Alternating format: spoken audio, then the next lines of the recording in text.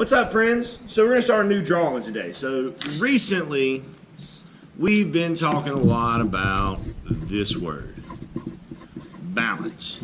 Now, specifically, we have been talking about symmetrical balance, where we have a drawing,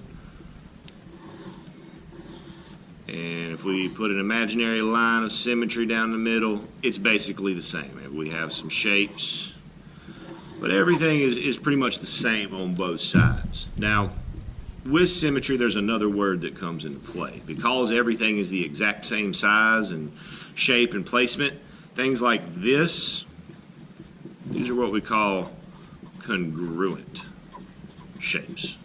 That means they're the exact same. Now, this is great stuff, but we're going to move on. So with this drawing, however, where we've been talking about symmetrical balance, in this drawing we're going to talk about asymmetrical. Pretty sure I spelled that right. Asymmetrical balance, where it is not quite the same on both sides. Now, with asymmetrical balance, we deal a lot with shapes like this, what we call similar shapes, where they're both right triangles, but they are not the same size. This one is much larger. We can still create balance like this. So what we want to do, just keep in mind, asymmetrical balance, so it's not going to be the same on both sides, and shapes that are similar. So we want to start with a fresh piece of paper, like so. First thing we want to do is fold that piece of paper. Now, it does not matter if you fold it this way or if you fold it this way. 100% your choice. I'm going to fold mine this way. Now, we're not going to be doing a transfer or anything like that. We just want to know where the middle is, because we want to be able to work back and forth across the page. We're going to start off by just adding shade. I'm going to start with a triangle. And then I'm going to come to the other side of my paper and add a similar shape. A little bit smaller, but that's okay. And we're going to keep moving back and forth from this side to this side, creating similar shapes. Now, I'm going to speed this up because I don't want you to have to wait. It takes a few minutes to fill up a page, so I don't want you to have to wait on me through all that. But keep in mind, add something here, we come and we add a similar shape or thing to the other side.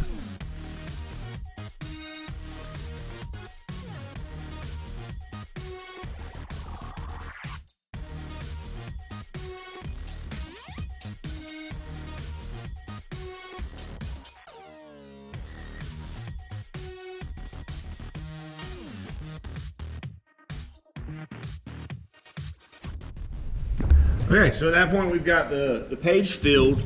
We've created our asymmetrical balance, and at that point we're ready to move into some color. Now, I'm not going to go through this. I've got one that's almost finished, so we're going to take a look at this one. Now, one of the things we want to do here, come back to this sheet, one of the things that we want to do here is to create unity. Unity happens when everything's working together. So what we're going to do is we're going to limit ourselves to a 5-color maximum. No more than 5 colors. When we use those 5 colors, we want to push ourselves to experiment some with value. Having lights and darks of the same color. And again, value we're going to create by controlling our pressure. If you want to do a little bit of mixing of the colors, I'm totally fine with that. I have no objections to that decision. But I am going to speed this up. We're not going to wait through all this. But we want to color in all the shapes, and then we'll take a look at real quick what we're going to do with that empty background space that we're left with.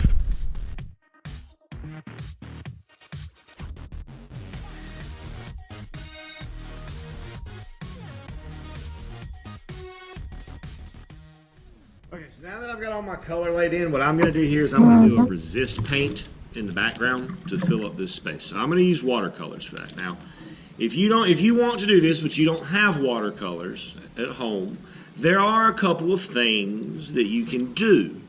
Now notice that with a resist painting, when I do this, this paint is not going to cover up any of my crayon. It's just going to run right off it. So I don't have to be super neat while I do this.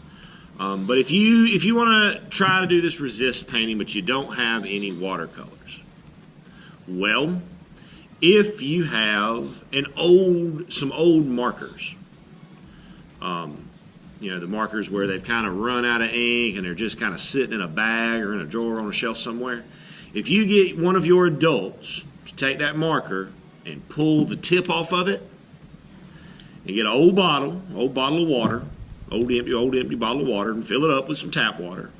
And if you pull the tip out of that marker along with the ink tube inside of it, and you put it into that bottle of water and let it sit for a day or two, all that ink will leach out into the water, and it'll leave you with something very, very similar to a watercolor.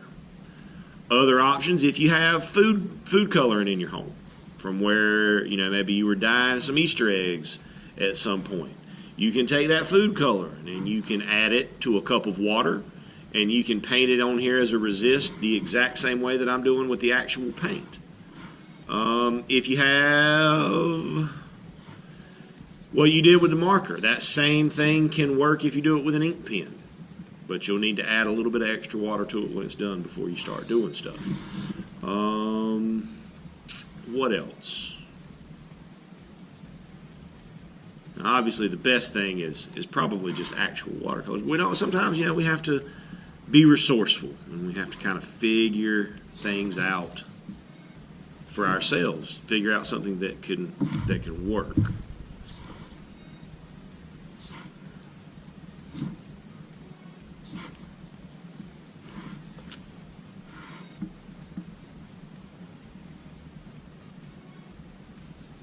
Yeah, so I'm going to go ahead. I'm going to speed up this last little bit because I don't want this to take up too terribly long.